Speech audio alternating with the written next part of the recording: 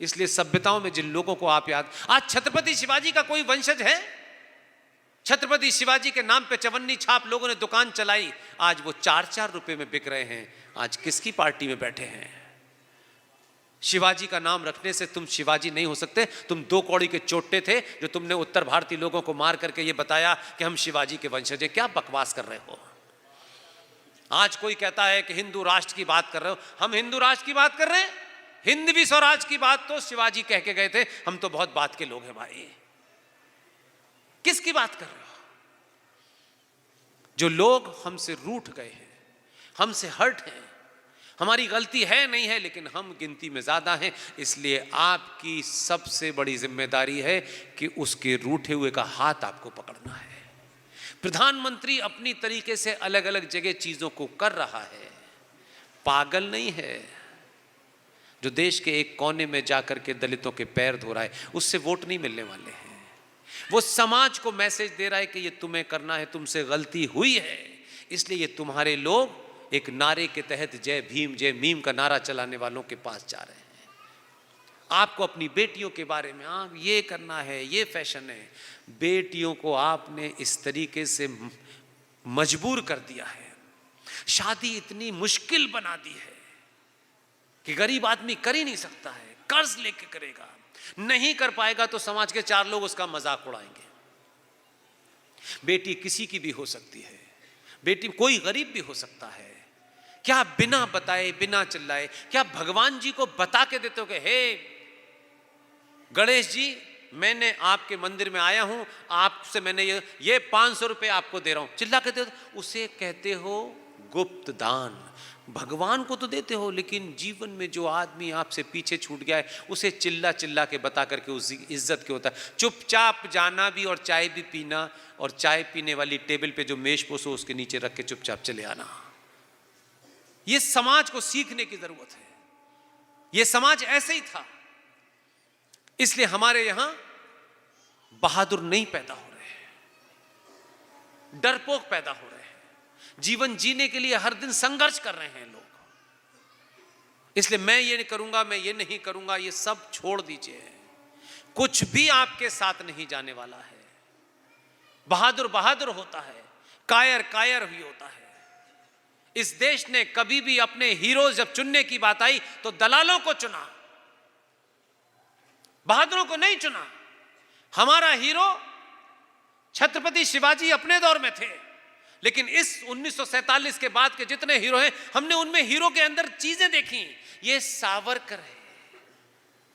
सावरकर हमारा हीरो नहीं बना, सुभाष चंद्र बोस हमारा हीरो नहीं बना। दलाल, इन्फॉर्मर लोग हमारे हीरो बने। इसलिए इस बात की दौड़ हो गई है कि जो सबसे बड़ी दलाली करेगा वही हमारे यहां उच्च पद पे बैठेगा। आज उनके जाने के इतने समय के बाद समाज में यह बोध था, लेकिन बहुत बड़े लेवल पर लोगों ने अपने स्वार्थों में सावरकर, आज एक घटिया सा चवन्नी छाप आदमी, चवन्नी की औकात नहीं है उसकी, कहता है I am not a Veer Savarkar. गधे, तेरे खानदान में वीर सावरकर की परछाई नहीं पैदा हो सकती है। सावरकर बनना बहुत बड़ी बात है। आज सावरकर का कोई वंशज नहीं है, सुभाष का कोई वंशज है?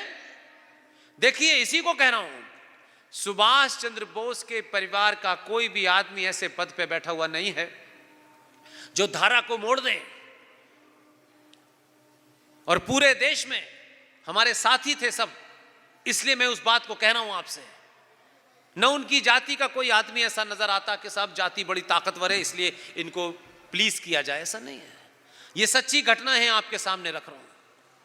सुभाष चंद्र बोस को 1945 की एक झूठी प्लेन दुर्घटना में कांग्रेस पार्टी ने मार दिया था। सुभाष चले गए, आज नहीं है, उनके परिवार का भी कोई नहीं है, उनकी जाति भी इस देश की राजनीति में कोई महत्वपूर्ण जाति नहीं लगती उनकी कि जिसकी वजह से देश में लोगों को वोट कम मिलेंगे।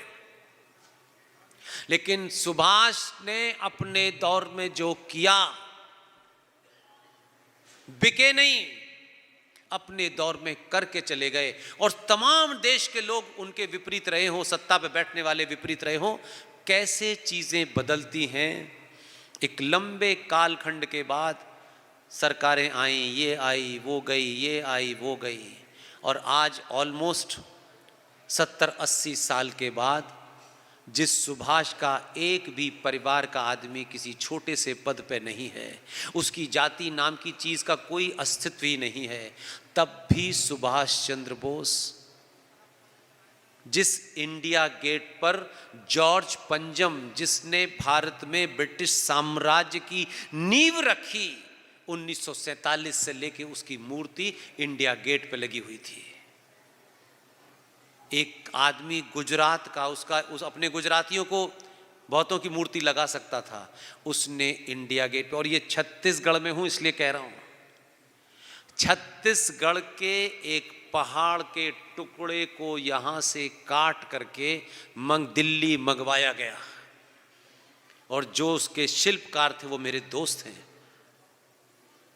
इसी छत्तीसगढ़ के एक चट्टान के हिस्से को एक सिंगल पीस में काटा गया, फ्लाइट से यहाँ से दिल्ली ले जाया गया, और दिल्ली में, दिल्ली से दूर एक जगह है गुड़गांव, वहाँ एक जगह क्रिएट की, और साफ स्टैंडिंग ऑर्डर थे कि ये खबर बाहर नहीं जानी चाहिए। वो मेरे बड़े अच्छे दोस्त थे, उन्होंने मुझे अपने भरोसे में बताया कि मैं ये काम कर रहा हूँ, तो मैं देखने गया। उन्होंने ये कहा कि पुष्पेंद्र भाई आपको कहना नहीं है। मैंने कहा नहीं कहेंगे, क्या फ़र्क पड़ जाएगा। आप ही के इस राज्य से उस पहाड़ के टुकड़े को ले जा करके 28 फीट सिंगल पहाड़ में से तराश करके सुभाष की मूर्ति बनाई गई, जो इंडिया गेट पे लगी हुई है। कोई सुभाष का परिवार का आदमी नहीं है। अपने दौर में बड़ा काम करके जाना, इतना बड़ा करके जाना कि आपकी आने वाली नस्ल में हो सकता है, एक मेरा विश्वास है, कुछ लोग बिना आपकी जाति के, बिना आपको देखे हुए आपके उन कार्यों का मूल्यांकन करेंगे, और चाहे 100 साल लग जाएं, दोबारा से कहीं स्थापित करके आपको जिंदा कर देंगे। अपने जीते जी मूर्ति की चिंता मत कीजिए, अगर काम बड़ा करके जाएंगे तो समाज में कोई ना कोई खड़ा हो जाएगा। यही सरदार जी बैठे हुए हैं, यही सरदार बैठे हुए हैं। इन सरदारों की आप हजारों कहानियां सुन सकते हैं, लेकिन क्या इसको आप एक घटिया वोट बैंक से भी जोड़ सकते हैं? इसका कोई लेना देना नहीं है। मैं पॉलिटिकल साइंस का स्टूडेंट रहा हूं और 17 साल तक मीडिया में रहा हूं, बहुत पास से चीजें देखी हैं, और आज भी किराए के मकान पर रहता हूं, इसलिए मुझे कोई गम नहीं है। मेरे पास खोने के लिए कुछ भी नहीं है, इसलिए मुझे लगता है मुझे कोई फर्क नहीं पड़ता है। ये जो सरदार जी बैठे हुए हैं, इनको जब जब देखता हूं तो उस बात का याद आता है, इसलिए उसको दोबारा से फिर दोहराता हूं, हर स्पीच में बोलता हूं। मैंने फिर वही कहा, मेरा कोई रिश्तेदार नहीं है दिल्ली में, मेरे खानदान में कोई दूर दूर तक उसको पॉलिटिक्स का पी नहीं पता, कोई लेना नहीं, कोई देना नहीं। तब भी मैं हर चीज को उस भाव से देख रहा हूं, नफे नुकसान से नहीं देख रहा। हमारे यहां बच्चों को, जो बच्चे छोटे छोटे बच्चे हैं, हम पिछले ऑलमोस्ट कई सालों से एक ही चीज देख रहे थे। 14 नवंबर, आज क्या डेट है? दिसंबर है ना, है? तो 14 नवंबर पिछले महीने थी, आज ही का दिन था, है ना? तो 14 नवंबर को क्या ऐसा विस्फोट हुआ था भारत में? हाँ, चचा धरती पे अवतरित हुए थे। तो चचा ने इतने भयानक काम किए कि वो एवरेस्ट पे चढ़ गए। मतलब इतने महान कार्य किए चचा ने कि उनकी महानता के लिए एक दिन चुना। ये कितना बड़ा बच्चों के साथ अत्याचार है कि कहा कि 14 नवंबर को बाल दिवस मनाया जाएगा। अब मुझे बताओ आपसे कि बाल दिवस पे जो बच्चे 14 नवंबर को मनाएंगे, वो बच्चे ये तो पूछेंगे कि अम्मा ये तो बताओ कि जिनके दिन पर हमें तुम बाल दिवस देने की प्रेरणा कर रही हो, हम बन जाए नेहरू? मां को डर लगेगा, बेटा नेहरू नहीं बनना है। तो वो पूछ रहा है कि इन्होंने क्या महान कार्य किया है कि जिसकी वजह से हमें बाल दिवस पे प्रेरणा इनसे मिलेगी। इनसे प्रेरणा ले ली तो बर्बादी हो जाएंगे हम। लेकिन 14 नवंबर को देश के बच्चे प्रधानमंत्री निवास में जाते हैं और वो सब, कोई उनको चूम रहा है, कोई मिठाई खिला रहा है, यही सीन देखे आपने इतने सालों में। तो मेरा एक दूसरा, मैं थोड़ा सा शरारती आदमी हूं, मैंने पूछा कि भाई 14 नवंबर पर इतने सारे बच्चों को प्रधानमंत्री निवास में ये करते क्या है, बच्चों से क्या पूछते हैं? तो हमारे दोस्तों ने कहा यार वो चिल्ड्रंस डे पे उनको दिखाना हो। तो मैंने कहा तुमको एक गलतफहमी है, चचा की जितना हमने इतिहास पढ़ा है उस इतिहास से मुझे लगता है कि ये देश भर से बच्चों को बुलाते हैं और ढूंढते हैं कि इसमें मेरे कौन कौन से हैं, कि उनके किस्से हर गली में दो हैं, ये ध्यान रखिएगा।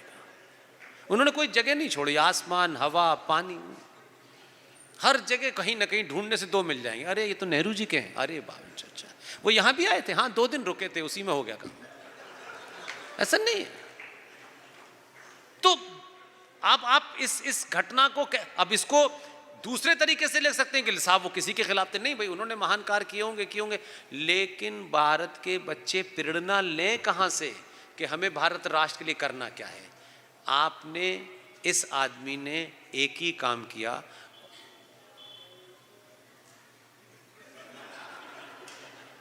ये भौंपू बेमतलब भौंकते हैं, इनकी सुन नहीं रहा अल्लाह 500 साल से, माइक लगा के सुना रहे हैं इनको, इनकी नहीं सुनेगा। कुरान में लिखा है, इनकी नहीं सुनने वाला। ये माइक क्या वहां ऊपर और जाके आसमान पे लगा दे, हवाई जहाज में लेके माइक, तब भी नहीं सुनने वाला। तो चचा के बच्चों के बारे में ये चल रहा था, तो इस पे कोई बच्चे क्या प्रेरणा लेंगे। तो आप सोचो कि कैसे चीजें सिविलाइजेशन से लेकर के कैसे घाव पे भी जख्म के ऊपर आप मरहम लगा सकते हैं और नेक्स्ट पीढ़ी को क्या दे सकते हैं।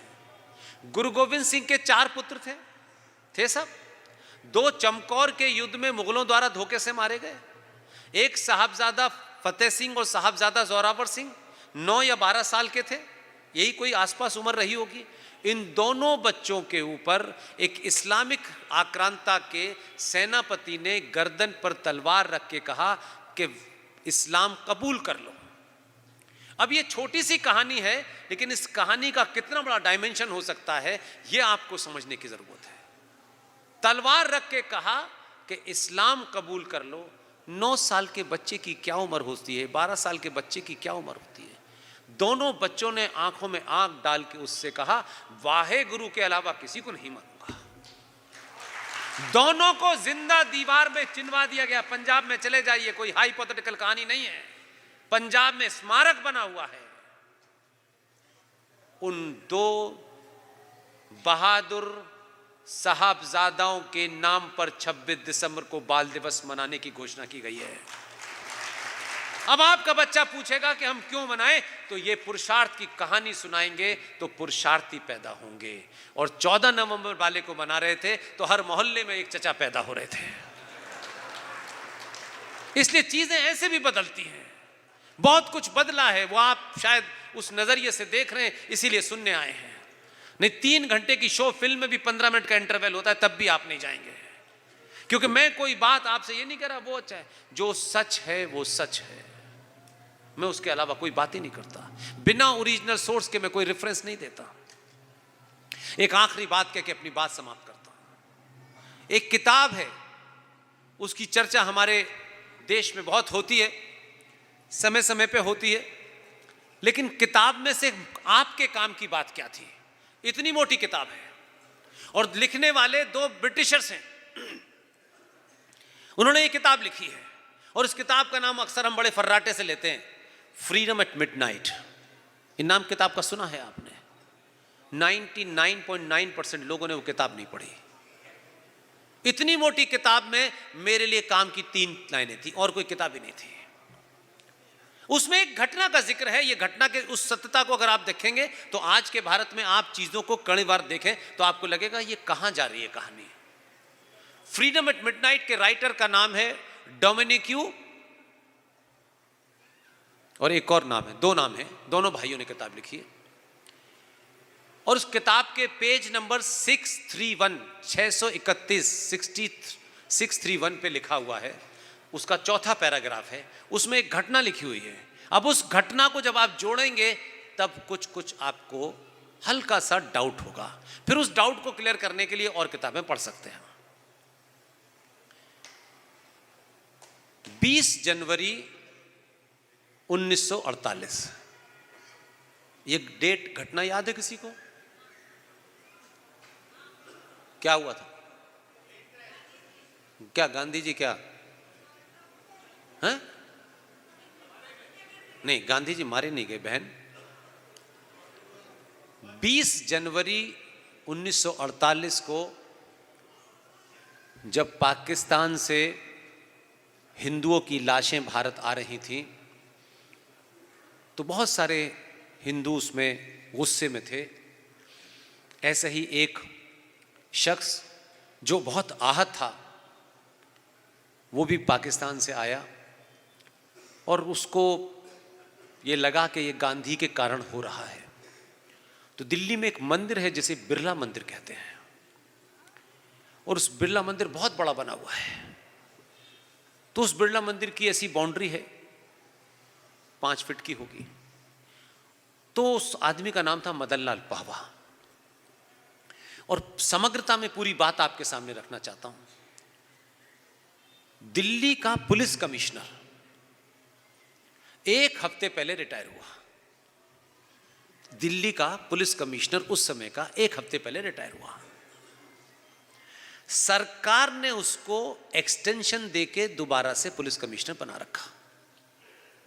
और उस पुलिस सब रिकॉर्ड में अवेलेबल, डॉक्यूमेंट में अवेलेबल है।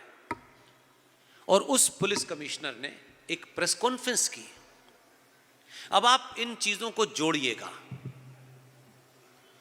एक पुलिस कमिश्नर रिटायर हो गया, उसको सरकार ने रीइंस्टेट किया, और रीइंस्टेट करने के बाद में उसने एक सार्वजनिक सूचना के तौर पर एक नोट जारी किया, और उसमें यह कहा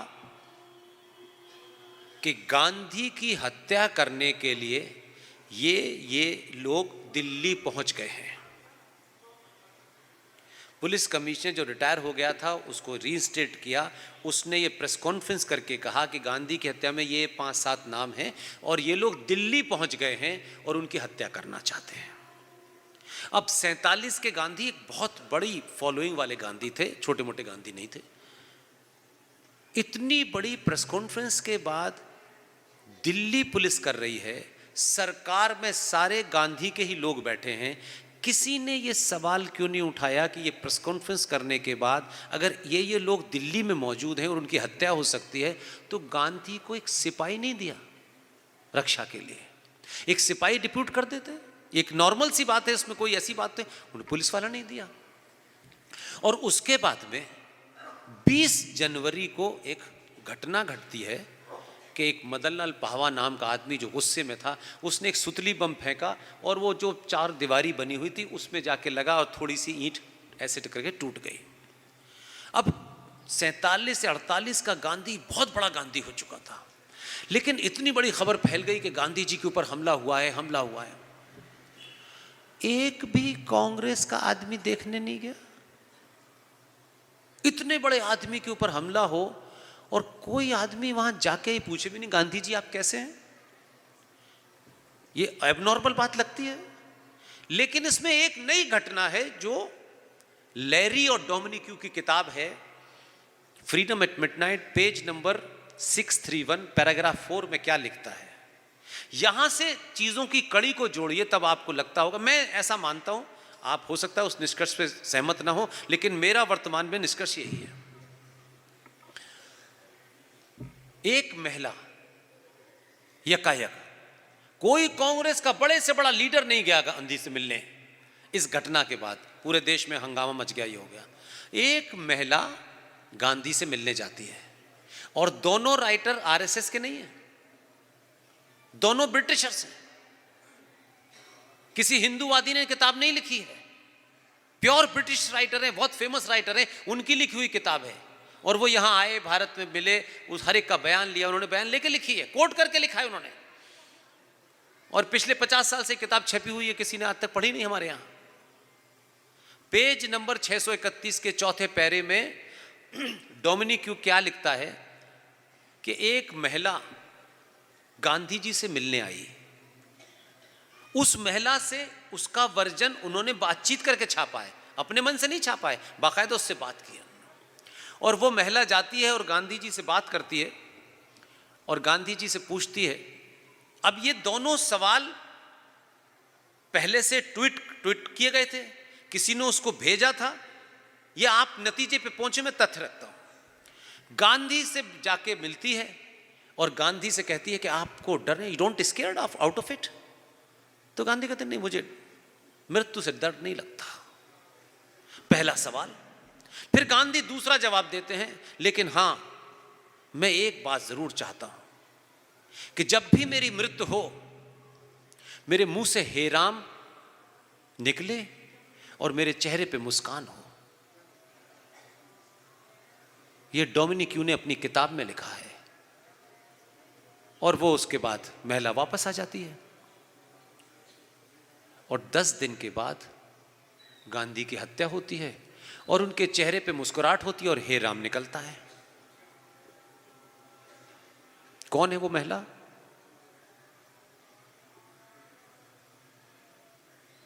नेहरू जी की दोस्त और देश के पहले गवर्नर जनरल माउंटबेटन की पत्नी एडविना माउंटबेटन।